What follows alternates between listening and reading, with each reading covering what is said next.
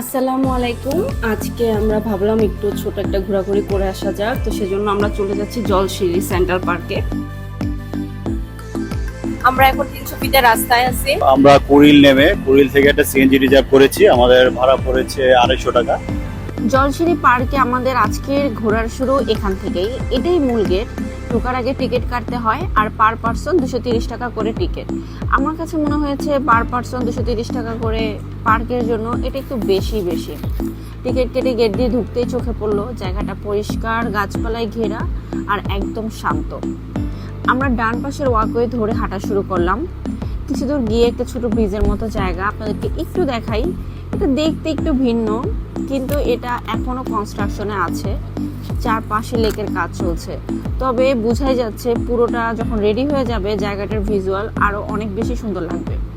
আমাদের মোট মনে হয় আধা ঘন্টার বেশি লাগেনি, আর একদম কড়া রোদের মাঝে দুপুরবেলা এসে আমরা পৌঁছেছি, কিন্তু সেই হিসাবে অনেক বাতাস, রোদটা খুব একটা লাগতেছে না আমাদের। তবে আসার পথে বেশ অনেকটুকু রাস্তা আমরা ধুলার মধ্যে দিয়েছিলাম। রাস্তার মধ্যে এখনো আপনার অনেক কাজ চলতেছে, সো আপনারা একটু হয়তো বা মাস্ক পরে আসলে বেটার হয়। ওয়াকওয়েটা ধরে হাঁটলেই বোঝা যায় যে এটার এক পাশে পুরোটা লেক পড়ে আর এক পাশে পুরোটা পার্ক। আর যে পাশে লেক সেখানে বসার জন্য ছোট ছোট বেঞ্চ রয়েছে, আর পুরোটা পার্ক জুড়েই অনেক গাছ। এগিয়ে একটু সামনে যাওয়ার পরে আমরা মেজের মতো একটা জায়গা পেলাম আর ঢুকে পড়লাম। ভিতরে ঢুকে মনে হলো হারিয়ে না যাই। মেজের মধ্যে কিছু ছোট ছোট ওয়াচ টাওয়ার আছে, চলুন আপনাদেরকে একটু দেখাই। একটা টাওয়ারে উঠে চারপাশটা দেখতে বেশ ভালো লাগে।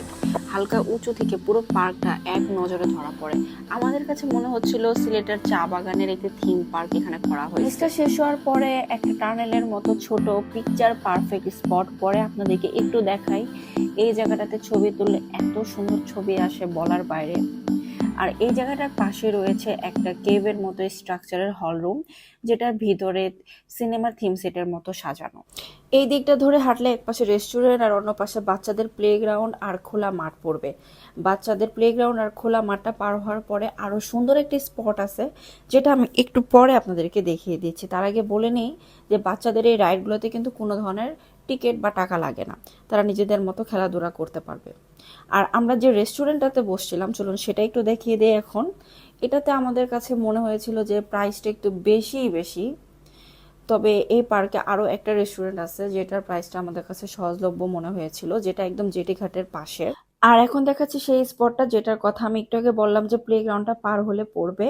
চলুন আপনাদেরকেও দেখাই এই জায়গাটা বিকেলের শেষ সময়টা এখান থেকে দেখতে কেমন লাগে। এটা একটা মুক্ত মঞ্চ, অনেকটা রবীন্দ্র সরোবরের মতন। চারপাশে বসার জায়গা, হাঁটার জায়গা আর লেকের পাশে শান্ত পরিবেশ।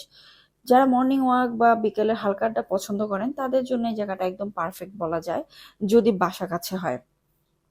সবশেষে আমরা চলে এলাম জেটি ঘাটে। এখান থেকে ইঞ্জিন চালিত নৌকায় পুরো লেকটা ঘুরে দেখা যায়। আমরা যদিও নৌকায় উঠিনি, বেঞ্চে বসেই বিকেলের আলো আর একটু নীরবতা উপভোগ করছিলাম। ঢাকার মধ্যে থেকেও এমন একটা শান্ত পরিবেশে সময় কাটানো সত্যি খুবই রিফ্রেশিং। সব মিলিয়ে জলশিরি পার্ক একটা ওয়েল প্ল্যান জায়গা। যারা পরিবার, বন্ধু বা বাচ্চাদেরকে নিয়ে কিছু সময় কাটাতে চায় তাদের জন্য এটা একদম পারফেক্ট। তবে এখানে কিন্তু সন্ধ্যা 6টার পরে বন্ধ, 6টার মাঝেই বের হয়ে যেতে হবে। আর এখানে কোনো রকম থাকার ব্যবস্থা নেই। অনেক সময় সন্ধ্যার পরে কিন্তু অটো ভাড়া বেড়ে যায়, তাই সন্ধ্যার মধ্যে ফিরতে পারলে সবচেয়ে বেশি ভালো হয়। ভিডিওটা যদি ভালো লেগে থাকে তাহলে লাইক দিয়ে কমেন্ট করে অবশ্যই পাশে থাকবেন আর জানাবেন কেমন লাগলো। আর সাবস্ক্রাইব করবেন অবশ্যই। দেখা হবে আমাদের পরের কোনো এক ট্রিপে। Bye for now.